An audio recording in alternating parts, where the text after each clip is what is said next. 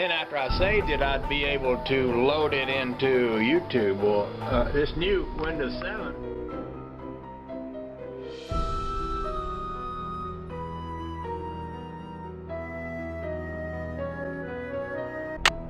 Welcome to my latest case, Last Train to Blue Moon Canyon. To start, Dear Hannah, here I am at the railroad station along with a handful of other detectives about to board a train bound for who knows where.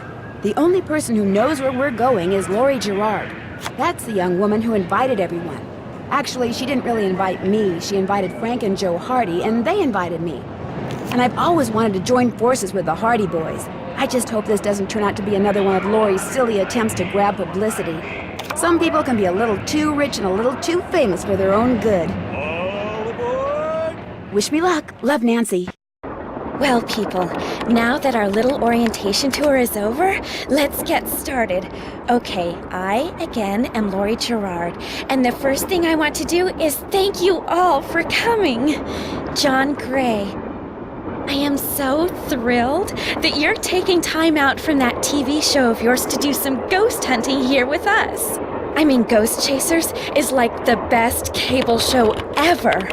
And Charlena Purcell. I cannot tell you how much I adore those romance novels you write. Your characters just seem so real. And all that stuff you know about the Old West, you are just awesome. And Tino Balducci. Only the most famous police detective in the country. And then there's Frank and Joe Hardy. They're amateur detectives. My dad and their dad are old friends. And you must be the other amateur detective, their friend? Natalie? Nancy Drew? Whatever. All right, I'll bet you're wondering where we're going. Well, we're going to Copper Gorge, Colorado. Why? To solve the mystery of what happened to Jake Hurley, the man who originally owned this train. Because see, one day in 1903, this train, was found in a place called Blue Moon Canyon, which was out in the middle of the Nevada desert. Only the engineer was on board, and he was dead.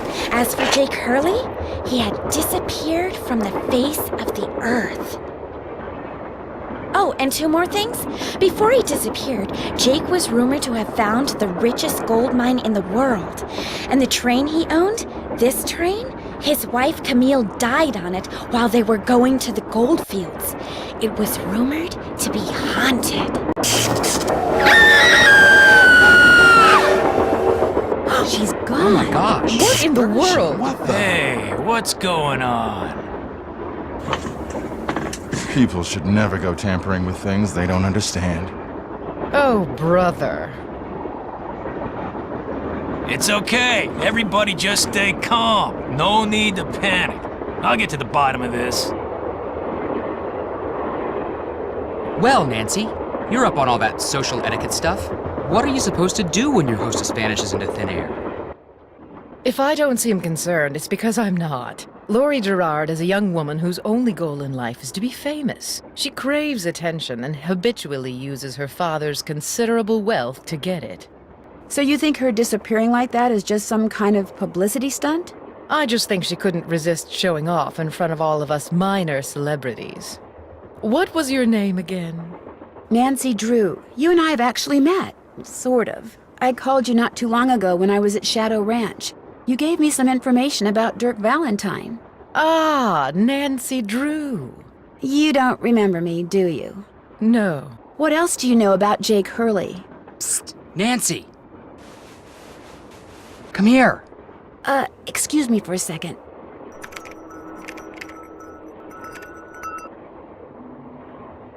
Hey, Nance. Where have you two been? I followed Tino Balducci. And I went after John Gray. He went straight to the room in the car that used to be Camille's and didn't come out again. I could hear all these weird noises coming from inside. Did you talk to him? I was just about to go in, but the next thing I know, Joe's got my arm in a vice grip and is dragging me back here, babbling about how Balducci's our guy. He found something on the floor right where Lori was standing when the train went dark. I saw him pick it up and put it in his pocket. Then he left. Did you see what it was? When I tried to talk to him, he just kind of brushed me aside and said something snotty like, "I'm on the job here, Junior, so just go back to the playground and stay out of the way." In case you two hadn't noticed, we're not getting a lot of respect around here. Can't we at least tell Balducci that we do stuff for ATAC? You know the rules. ATAC? American Teens Against Crime. We do a lot of undercover work for them. Wonder Cop's probably never even been undercover. Joe, let it go. What'd Charlena have to say? She thinks Lori is faking this whole disappearance thing. She's not the only one. How can you say that? You heard Lori scream. Anybody can scream, Joe. Especially girls whose fathers have given them acting lessons along with everything else they've ever wanted. What about you, Nancy? What do you think? I kind of agree with Frank. You've got to be kidding. Has anyone talked to the engineer? Not that I know of. Then I'm going to head up front and tell him what's happened. Maybe he knows something we don't. Good idea. In the meantime, we'll take another look around in here. Great. Catch you later.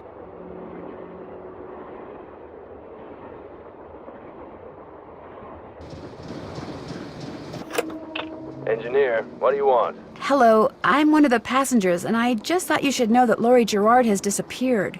So?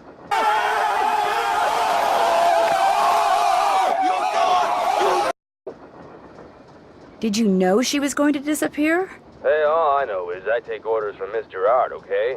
Right now my orders are to get this train to Copper Gorge non-stop. And until Miss Gerard tells me otherwise, that's what I'm gonna do. Shouldn't you at least call the authorities? It'll be my pleasure, just as soon as Miss Gerard orders me to. But- Now, if you'll excuse me, I got me a train to run.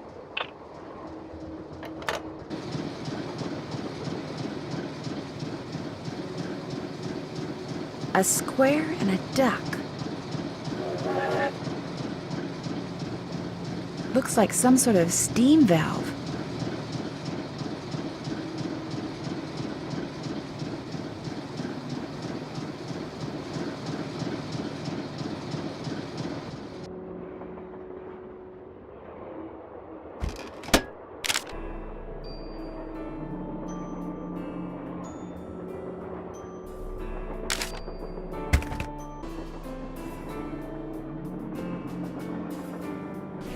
Sadie Crawford.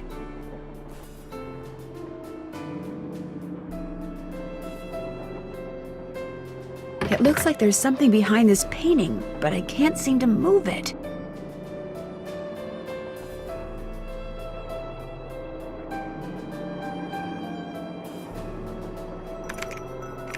Yes? What are you working on? I'm writing my next book. I'm on a deadline, so until I write those two most wonderful of all three-letter words, the end, everywhere I go, my laptop goes, and every chance I get, I write. What else do you know about Jake Hurley? You know, the man who originally owned this train? Wealthy, imaginative, adventurous, stubborn, egocentric, and most importantly, he was smitten at the age of 35 by a young French woman named Camille Voulet, who died about a year after they were married.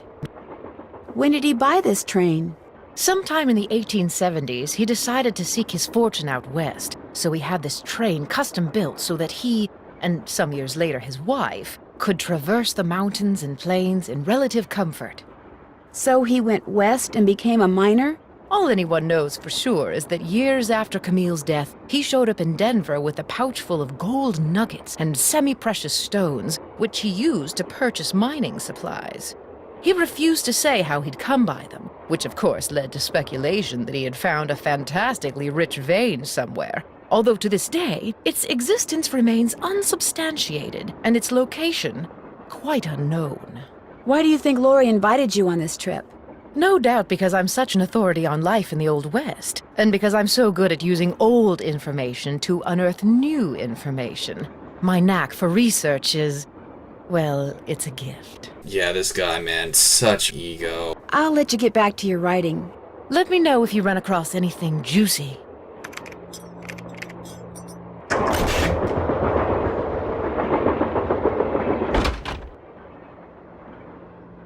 Pretty. Looks like some kind of gemstone.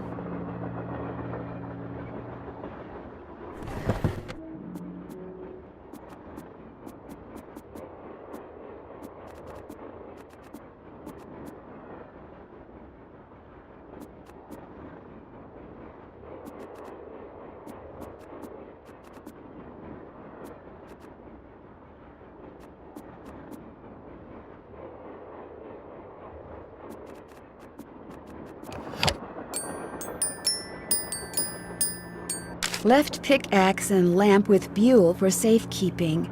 To open what's closed, lead is the key. Or is it lead is the key?